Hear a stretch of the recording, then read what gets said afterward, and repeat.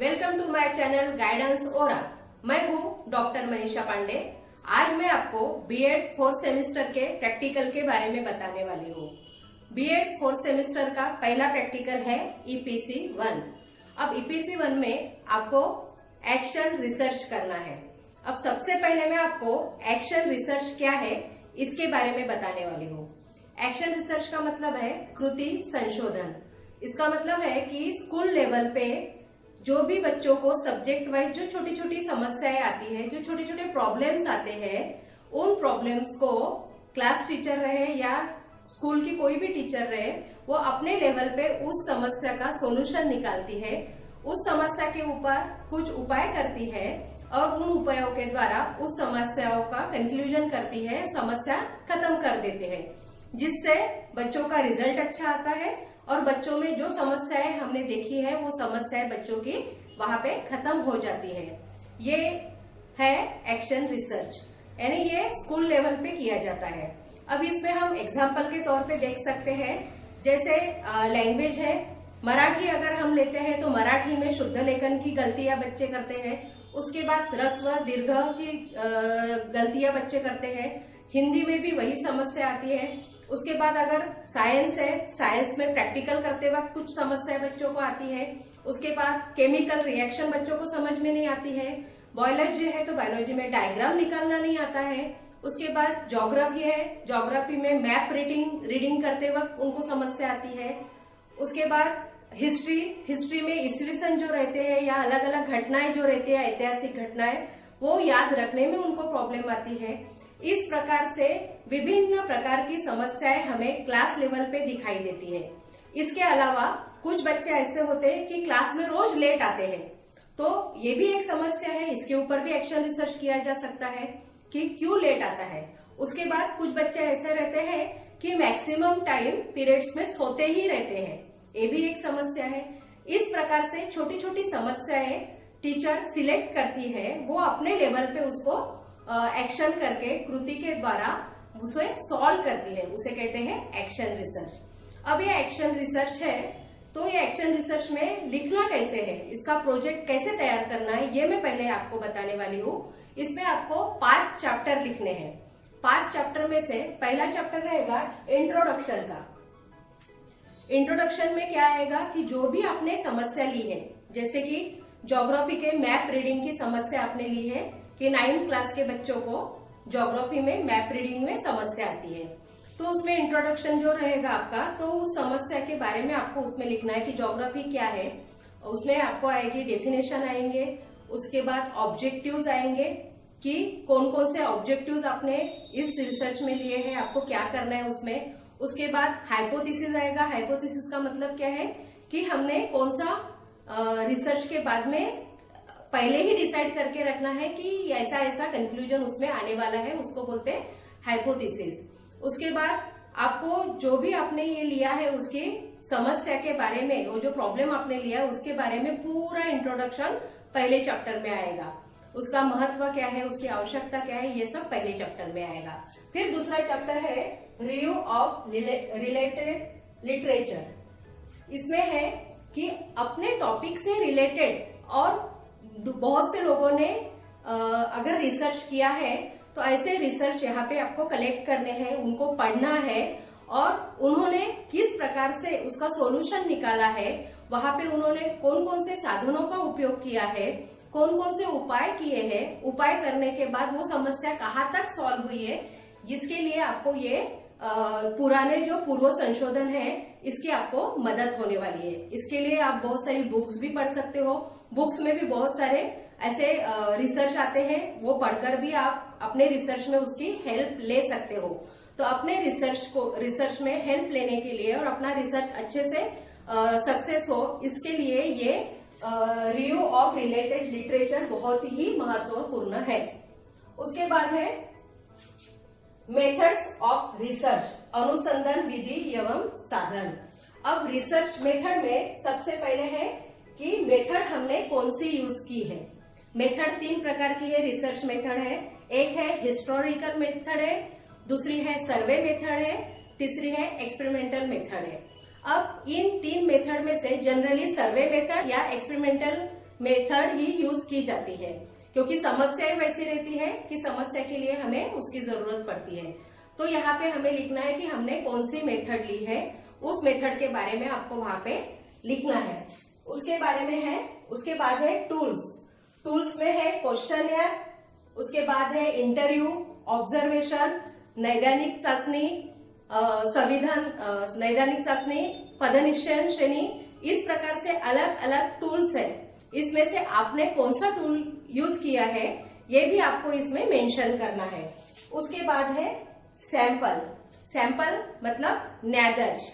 अब न्यादर्श क्या है ये मैं आपको बताती हूँ कि पूरी क्लास के जितने भी विद्यार्थी है वो है आपकी पॉपुलेशन यानी जनसंख्या। उसमें से आपने जो सिलेक्टेड बच्चे लिए हैं जिनको प्रॉब्लम है, जैसे ज्योग्राफी में मैप रीडिंग में उस 30 बच्चों में से 8 या 10 बच्चों को प्रॉब्लम है, तो उस 30 बच्चों में से आपने जो 10 बच्चों को सिलेक्ट किया है जिनमें ये प्रॉब्लम है, वो 10 बच्चे यानी आपके हो गए सैंपल यानी न्यादर्श। वो भी आपको लिखना है कि आपने कितने न्यादर्श लिए हैं। उसके बाद आपको ये लिखना है उसमें लिमिटेशन क्या ली है, यानी कौन से स्कूल के बच्चे लिए हैं, कौन से क्लास के बच्चे आपने लिए हैं और कितने बच्चे लिए, ये हो गया आपके उस रिसर्च की लिमिटेशंस। उसके बाद है नेक्स्ट चैप्टर है उसमें डाटा एनालिसिस एंड इंटरप्रिटेशन, प्रदत्तों का विश्लेषण। इसमें आपको क्या करना है कि जो भी आपने समस्या ली है उसके ऊपर आपने जो भी साधन यूज किए हैं उस साधनों के द्वारा आपने जो प्री टेस्ट या पोस्ट टेस्ट ली है, जैसे कि पहले बच्चों को कितना आता है वो आपने जान लिया है, उसके बीच में फिर आपने उसके ऊपर उपाय किए हैं, उपाय के लिए कुछ एक्टिविटीज ली है। उसके बाद पोस्ट टेस्ट बच्चों को दी है कि बच्चों में वो जो प्रॉब्लम था पहले कितना सॉल्व हुआ है, ये पोस्ट टेस्ट से फिर पता चलेगा। इस प्रकार से जो भी डाटा हमने कलेक्ट किया है उसमें हमें क्या क्या मिला है, कितने % बच्चों का प्रॉब्लम सॉल्व हुआ है, किस तरीके से सॉल्व हुआ है, उसका पूरा डिटेल में विश्लेषण आपको यहाँ पे देना है। उसके बाद है 5वां चैप्टर है कंक्लूजन एंड रिकमेंडेशन। इसका मतलब है निष्कर्ष एवं सिफारिश, कि जो भी हमने समस्या ली है उसका कंक्लूजन क्या आया है, उसके पॉइंट्स आपको लास्ट चैप्टर में देना है। कि जो भी हमने मैप रीडिंग की जैसे समस्या ली है तो मैप रीडिंग का प्रॉब्लम कहाँ तक सॉल्व हुआ है, ऑब्जेक्टिव वाइज आपको ये निष्कर्ष लिखने हैं कि ये प्रॉब्लम बच्चों के यहाँ पे सॉल्व हुए हैं, हमने ये उपाय किए, उसके ऊपर से ये प्रॉब्लम उनके सॉल्व हुए हैं। उसके बाद हम आगे क्या कर सकते हैं, आगे के रिसर्च जो करने वाले बच्चे हैं उनको कुछ हम सिफारिश या रिकमेंडेशन दे सकते हैं कि आप आगे में ऐसा ऐसा कर सकते हो, ताकि बच्चों में जो भी प्रॉब्लम्स आएंगी वो प्रॉब्लम्स आप सॉल्व कर सकते हो।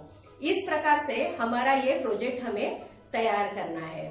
ये प्रोजेक्ट हमारा एक्शन रिसर्च का तैयार होने के बाद में इसके इंटरव्यू के लिए जब आप जाओगे, जब आपका वाइवा रहेगा, तब एक्सटर्नल सबसे पहले आपको एक ही क्वेश्चन, पहला क्वेश्चन ये पूछेंगे कि आपके टॉपिक का नाम क्या है, आपने जो प्रॉब्लम लिया है उसका नाम क्या है, तो वो आपको आना चाहिए। उसको आपको रट के ही जाना है कि आपने टॉपिक में क्या क्या कौन कौन से वर्ड लिखे हैं, कौन सी समस्या आपने ली है, वो आपको वहां पे बताना आना चाहिए। उसके बाद आपको पूछा जा सकता है कि इस रिसर्च के ऑब्जेक्टिव्स क्या है, तो आपको सारे जो 4, 5, 6 जो भी ऑब्जेक्टिव्स आपने लिए हैं वो आपको बताने आने चाहिए। उसके बाद हाइपोथेसिस पूछ सकते हैं और न्यादर्श के ऊपर भी पूछा जाता है कि न्यादर्श क्या है और कितने न्यादर्श आपने लिए हैं, सैंपल कितने लिए हैं। जैसे मैंने बताया 30 में से 10 जो हमने बच्चे सिलेक्ट किए वो 10 यानी हमारा सैंपल है जिसके ऊपर हम रिसर्च करने वाले हैं। फिर आपको पूछा जा सकता है कि आपने कौन कौन से साधन यूज किए हैं, यानी टूल्स कौन से यूज किए हैं। अगर आपने क्वेश्चनर यूज किए होंगे तो उसके बारे में आपको बताना है। वैसे भी वो जो क्वेश्चनर रहेंगी वो क्वेश्चनर आपको उस एक्शन रिसर्च का जो आपका डिसर्टेशन रहेगा उसके पीछे आपको लगानी है। तो आपने कौन से साधन यूज किए हैं वो आपको बताना है। उसके बाद कौन कौन से उपाय आपने किए हैं वो भी आपको पूछे जा सकते हैं कि अगर आपने ये समस्या ली, उस समस्या को सॉल्व करने के लिए आपने क्लास में कौन कौन से उपाय किए हैं, वो सारे उपाय आपको बताने हैं कि मैंने इस प्रकार से उपाय किए, बच्चों की प्रैक्टिस कराई, ज्यादा से ज्यादा समय बच्चों को दिया और एक्स्ट्रा क्लास लेके बच्चों को पढ़ाया गया और बच्चों के ये प्रॉब्लम हमने सॉल्व किए। उसके बाद आपको पूछा जाएगा कि आपका कंक्लूजन क्या आया है, कि आपने जो समस्या ली थी वो समस्या सॉल्व हुई क्या। क्योंकि एक्शन रिसर्च इसी के लिए किया जाता है कि जो भी प्रॉब्लम है उसे हमें सॉल्व करना है। तो हमारा आंसर रहेगा कि हाँ, हमने जो भी उपाय किए हैं इसके द्वारा हमारे बच्चों की ये प्रॉब्लम जो थे वो प्रॉब्लम सॉल्व हो गए। इस प्रकार से आपको एक्शन रिसर्च के ऊपर वाइवा में क्वेश्चंस पूछे जाएंगे। इन क्वेश्चंस के आंसर आपको कॉन्फिडेंटली देना है और आपको हर क्वेश्चन का आंसर आना चाहिए, क्योंकि अगर आपने ये रिसर्च खुद किया है तो आपको हर क्वेश्चन का आंसर आएगा और आपको अच्छे से वो जो आपका डिसर्टेशन है उसको अच्छे से आपको पढ़कर जाना है।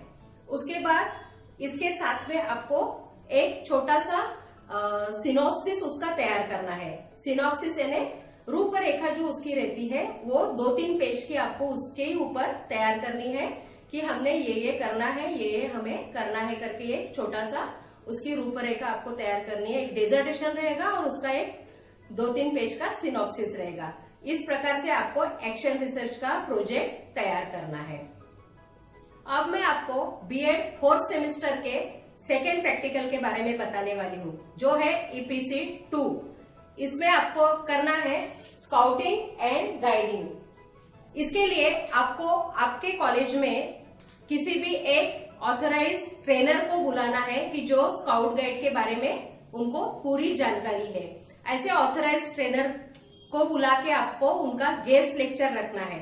गेस्ट लेक्चर रखेंगे तो आपको वो स्काउट एंड गाइड के बारे में पूरी इंफॉर्मेशन देंगे कि स्काउट्स क्या होता है और गाइड्स क्या होती है। स्काउट्स किसे कहते हैं? बॉयज को, और गाइड्स किसे कहते हैं? गर्ल्स को। इसके बारे में आपको A to Z जानकारी वो देंगे जो आपके यहाँ गेस्ट लेक्चर बन के आएंगे। उसके बाद आपको इसमें आने वाले नोट्स कौन कौन से हैं, को किस प्रकार से नोट्स हम कर सकते हैं। उसके बाद अगर किसी बच्चे का हाथ फ्रैक्चर हो गया तो उसे फर्स्ट एड कैसे करना है, या किसी बिल्डिंग में आग लग गई तो वहां से अगर लोगों को हमें बचाना है तो किस प्रकार से हम लोगों को आग में से बिल्डिंग से नीचे उतार सकते हैं और लोगों को उसमें से बचा सकते हैं। ये सब आपको वो ट्रेनर पूरी ट्रेनिंग देंगे और उसके बारे में उस वर्कशॉप में आपको वो पूरी जानकारी देंगे। और इसमें मिलने वाला जो अवार्ड है स्काउट एंड गाइड को, वो अवार्ड है राष्ट्रपति अवार्ड। इसके बारे में भी बताया जाएगा। उसके बाद सैल्यूट किस प्रकार से मारा जाता है, उंगलियां कैसे रखी जाती है, इस प्रकार से वो भी आपको बताया जाएगा। उसके बाद उसकी क्लैपिंग कैसे करते हैं इसके बारे में भी आपको बताया जाएगा। उसके बाद इसका मोटो क्या है, स्काउट एंड गाइड का मोटो क्या है? तैयार, यानी बी प्रिपेयर्ड। ये जो मोटो है, इस मोटो के ऊपर बच्चे इंस्पायर होके और अच्छे से कार्य करते हैं। इस प्रकार से जो भी ट्रेनर आपके यहाँ आएंगे वो आपको अच्छे से स्काउट एंड गाइड के बारे में ट्रेनिंग देंगे, उसके बारे में बताएंगे और हर एक बच्चे को उसकी सर्टिफिकेट भी दी जाएगी। इसके ऊपर आपको क्वेश्चंस पूछे जा सकते हैं वाइवा में कि स्काउट एंड गाइड क्या है, किसे कहते हैं। उसके बाद फर्स्ट एड कैसे किया जाता है, इसके ऊपर भी क्वेश्चन आपको पूछे जा सकते हैं। नॉट कैसे की जाती है उसके ऊपर भी क्वेश्चंस पूछे जा सकते हैं। या फिर इसका मोटो क्या है, इसके ऊपर भी क्वेश्चंस पूछे जा सकते हैं। या फिर सैल्यूट कैसे मारते हैं या क्लैपिंग कैसे करते हैं। इस प्रकार से विविध प्रकार के क्वेश्चंस आपको एक्सटर्नल पूछ सकते हैं। अगर आपने ट्रेनर के जो भी गेस्ट लेक्चर आपके यहाँ हुआ है वो अगर आपने अच्छे से सुना, ध्यान देके अगर आपने वो कंप्लीट किया है वो गेस्ट लेक्चर, तो आपको सभी क्वेश्चंस के आंसर अच्छे से आएंगे। इसका आपको एक प्रोजेक्ट भी तैयार करना है। उस प्रोजेक्ट में आपको स्काउट एंड गाइड के बारे में जो ऑथराइज ट्रेनर ने जो भी आपको जानकारी दी है वो पूरी जानकारी आपको फोटो के साथ में उस प्रोजेक्ट में आपको लगानी है। और ऐसा एक स्काउट एंड गाइड का प्रोजेक्ट आपको तैयार करना है। और एक तो उसके पीछे में वो सर्टिफिकेट आपको लगानी है या फिर आगे में उसकी एक सर्टिफिकेट जो मिलेंगी आपको वो लगानी है। और इस प्रकार से आपको स्काउट एंड गाइड का प्रोजेक्ट तैयार करना है। अब मैं आपको बीएड 4th सेमेस्टर के तीसरे प्रैक्टिकल के बारे में बताने वाली हूँ, जो कि है ईपीसी 3। इसमें आपको है योगा एजुकेशन। इसके लिए आपको एक योगा एक्सपर्ट को बुलाना है जो कि आपको योगा के बारे में पूरी जानकारी देंगे। उनका एक वर्कशॉप आपके कॉलेज में आपको अरेंज करना है। इसमें योगा जो एक्सपर्ट रहेंगे वो आपको योगा की पूरी जानकारी देंगे कि योगा क्या होता है, उसका क्या महत्व है हमारे जीवन में। अगर हमें हेल्दी रहना है तो योगासन करना हमारे लिए बहुत ही जरूरी है। उसके बाद योगा के विविध प्रकार कौन कौन से हैं, इसके बारे में वो आपको अच्छे से डिटेल में जानकारी देंगे।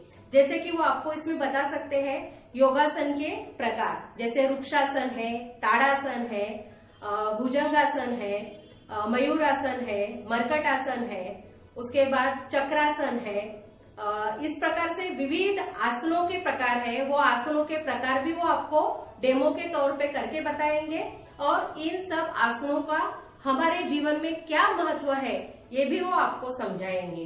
उसके बाद आपको सूर्य नमस्कार के बारे में भी बताया जाएगा, जो कि एक सूर्य नमस्कार में 12 आसन रहते हैं, उसका महत्व वो आपको बताएंगे कि इन सब आसनों का क्या महत्व है, सूर्य नमस्कार क्यों किया जाता है, उसका हमारे जीवन में क्या महत्व है, ये भी आपको ट्रेनर बताएंगे।